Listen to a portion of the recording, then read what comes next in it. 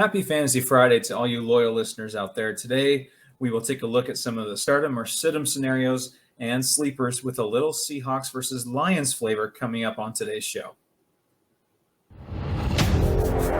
You are Locked On Seahawks, your daily Seattle Seahawks podcast.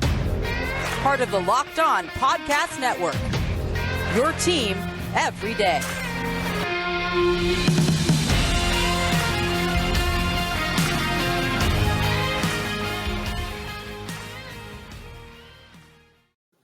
Greetings, 12s, and good evening. This is Nick Lee, your host for this weekly bonus episode of Locked On Seahawks. It's Fantasy Friday.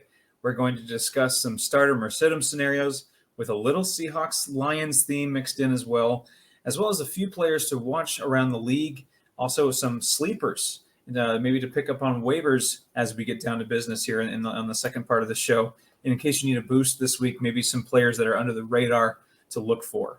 So let's start with some stardom or sit-em scenarios. And going first with the Lions and Seahawks matchup, first is Rashad Penny. I think this is a week where you can finally trust Rashad Penny a little bit more.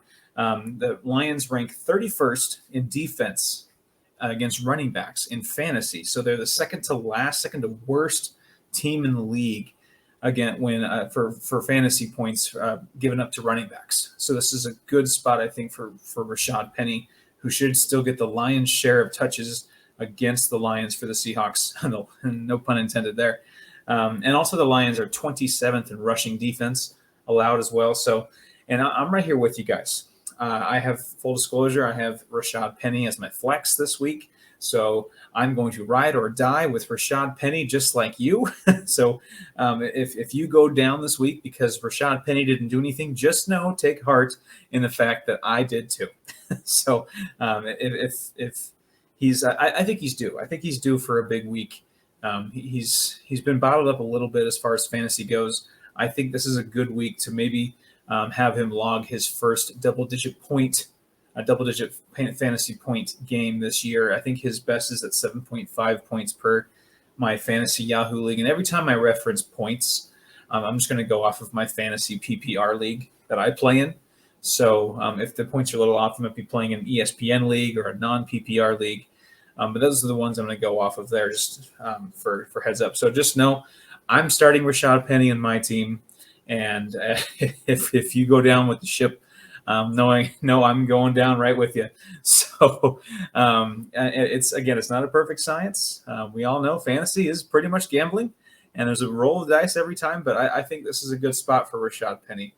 And on the flip side, on the Lions side of things, I think you should start Jamal Adams, my guy. I'm a big BYU fan. Jamal Adams is the BYU all-time leading rusher, and for good reason. He's an extremely talented running back. I think he's a really good pickup. If he's still somehow available in your league, pick him up right now. I don't think he'll be a free agent much longer in your league if he is. 4 rushing touchdowns already. Clearly a red zone weapon. The Seahawks are 26th in defense against running backs and in fantasy, so not quite as bad as the Lions, but still the bottom quarter of the league against running backs. Especially with DeAndre Swift being out this week. Jamal Adams will get the Lions' share of the running back touches for the Lions, and he's RB1. Jamal Williams is RB1 for Detroit this week and was one of the best running backs in fantasy football last week in week 3 with 23.7 points last week. So he really put up a big week, and he will be heavily used again.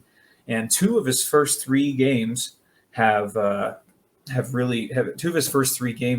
for at least 15 fantasy points. So already this year, he has been a huge fantasy player. So I'd be really surprised if he's available in your league. But if he is, absolutely pick him up and start him, because I think he's a really, really good running back and a good option as long as DeAndre Swift is on the shelf. And even when he comes back, Jamal Williams has been a really good option in the red zone. He has 4 touchdowns to DeAndre Swift's 1 touchdown, even though Swift technically has more rushing yards. It's because I think they use Jamal Williams a bit more in the red zones, which is another reason to use him in fantasy, because there's more opportunities there for touchdowns. Now, we talked about the Seahawks-Lions matchup. Both running backs, I think, are in a good spot. both opposing running backs. And on the other side of things, or around the league, I'm trying to give you a bigger scope here to give you help with your fantasy team outside of that specific matchup. Is CeeDee Lamb, wide receiver out of Dallas. CeeDee Lamb is coming off of a solid Monday Night Football game against the Giants, 18.7 points, and that was with a very egregious drop that probably could have been for a touchdown, at least a few more points there. And it seems like backup quarterback Cooper Rush, who is in for the injured Dak Prescott, at least for another week or so, trusts CeeDee Lamb a lot and looks for him often. In fact, CeeDee Lamb has 34 targets so far this year. The next closest Cowboy has 21 targets. So clearly, CeeDee Lamb is the preferred target in that offense. And they also played the Washington Commanders, who have a pretty porous defense. They are the third worst defense in defending receivers in fantasy. So they give up the third most amount of fantasy points to receivers this year. So this could be actually a big day for CeeDee Lamb. So don't let him sit on your bench and potentially cost your team a win. Get him in there because I think this is a really good matchup for CeeDee Lamb. Now, time for some sit-em. Give some two sit-em here and two sit players I think you should sit. First being in that matchup, Jared Goff. If you have Goff, in fact, don't laugh. He's actually been a top 10 fantasy quarterback, number 10 as far as my fantasy league goes, as far as points acquired or accrued so far this year. He's been a pretty solid quarterback in fantasy, according to my Yahoo PPR league. But this game, he'll be without his top receiver, Amon-Ra St. Brown. He'll be without DeAndre Swift. He'll be without a couple key offensive linemen, I think. And DeAndre Swift can make an impact in the passing game. And he might even be without Reynolds and Chark, the other two top receivers. So we're talking about Goff being possibly without his four viable weapons. TJ Hawkinson is still there, but there's no way this doesn't impact his fantasy value. So the Lions might also opt to run the ball a bit more with how shoddy the Seahawks run defense has been, with how great Jamal Williams has been. So if you have a better quarterback versus defense option, I think just take it for this week. If you don't, if there's a big drop-off with Jared Goff, maybe leave him in there. But if you can find a quick fix, a better matchup, and it's not really a matchup. It's mostly Jared Goff just dealing with a ton of injuries to his playmakers. When they're fully healthy, the Lions are really dangerous. But I think this is a week where you might see Goff's numbers take a big hit with some of the lack of availability of some of his weapons. And around the league, a guy that I think you should sit or stay away from this week is running back for the Green Bay Packers, A.J. Dillon. So not Aaron Jones, but A.J. Dillon has been kind of a trendy pick as a sneaky good running back. He's technically behind Aaron Jones. I know he's not technically RB1 in Green Bay. However, the Packers usually have played A.J. Dillon a ton, given him some touches. But the Packers play the Patriots on Sunday. And New England is the actual number 4 best defense against running backs in fantasy this season. Plus, Dillon faced pretty much an equally good defense last week in Tampa Bay and had less than 5 fantasy points. So you don't want that in your running backs. That's not good. So don't count on him racking up the points this week.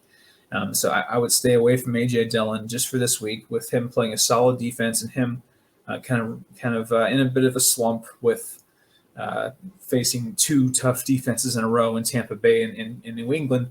So I would stay away from him. So stay away from Jared Goff if you can, just because of the injuries, and A.J. Dillon just with the matchup against the Patriots. When I come back, I'll give you a few players to watch for on the waiver wire as sleepers to pick up as a boost this week. Don't go anywhere. This is the Fantasy Friday episode of Locked On Seahawks.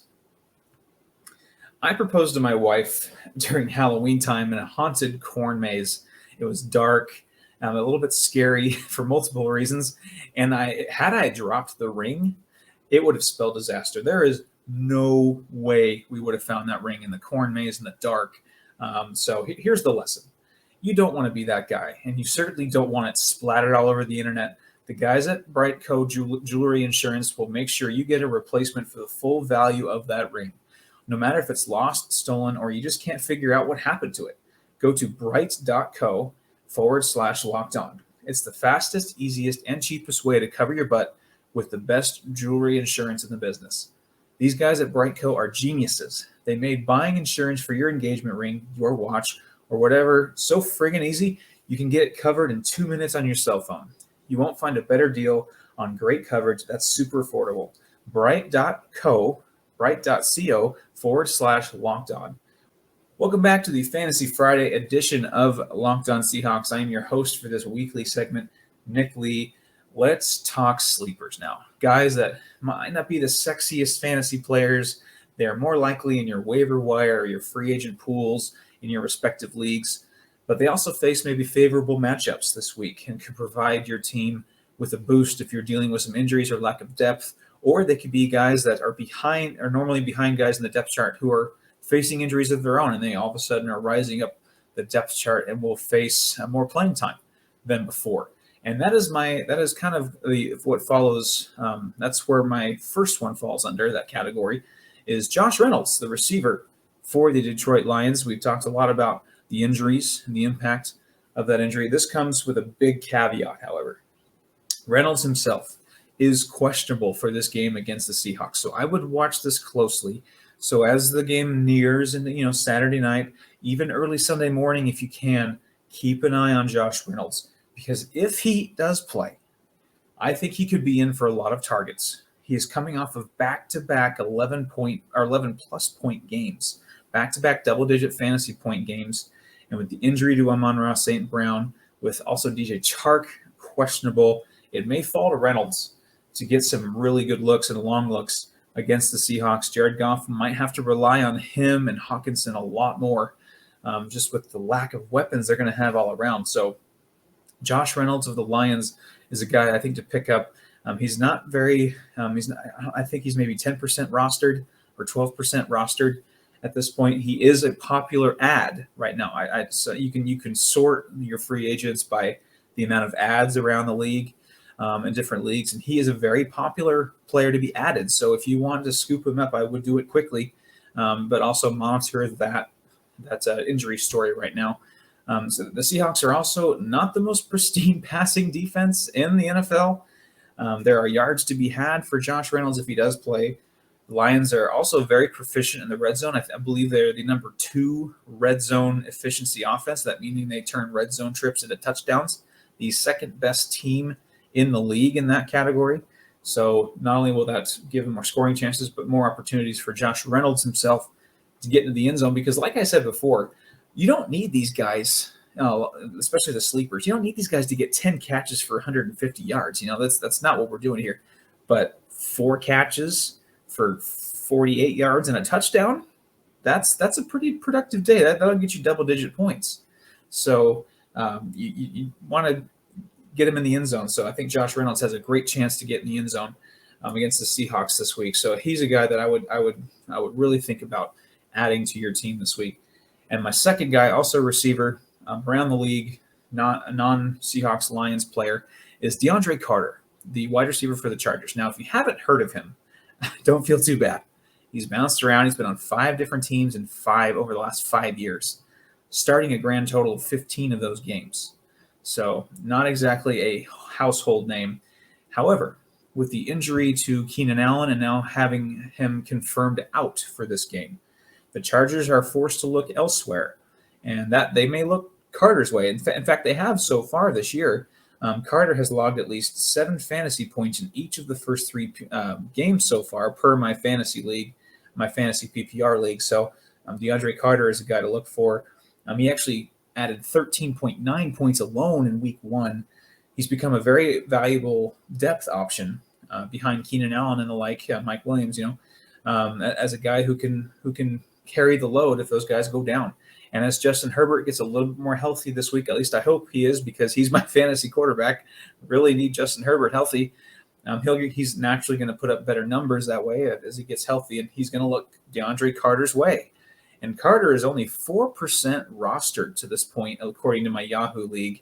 So very available if you're looking for kind of an off-the-cuff, off-the-radar pick. If you're just decimated at receiver, you need a boost. You need a guy that can maybe push you over the edge at your flex. And DeAndre Carter is a guy you can scoop up now. It's not a guy maybe that you can scoop up and keep on your team forever. Might not be effective down the road. But especially as long as Keenan Allen is out and Justin Herbert is healthy, I think DeAndre Carter is a guy certainly to look for there. So pick him up for a quick boost. You can follow me at NickLee51 on Twitter, and always remember to check your bye weeks and also check Saturday night and Sunday morning for those injury updates as they come in. They come in fast and furious very early Sunday morning, so pay attention to those, and I think you'll do just fine. I wish you best of luck here in the fantasy week 4 already. And again, like I said, with Rashad Penny, I'm going to sink or swim with you, so we'll see how that goes. And once again, I hope you find this enjoyable and worth your time. Go Hawks and enjoy fantasy football.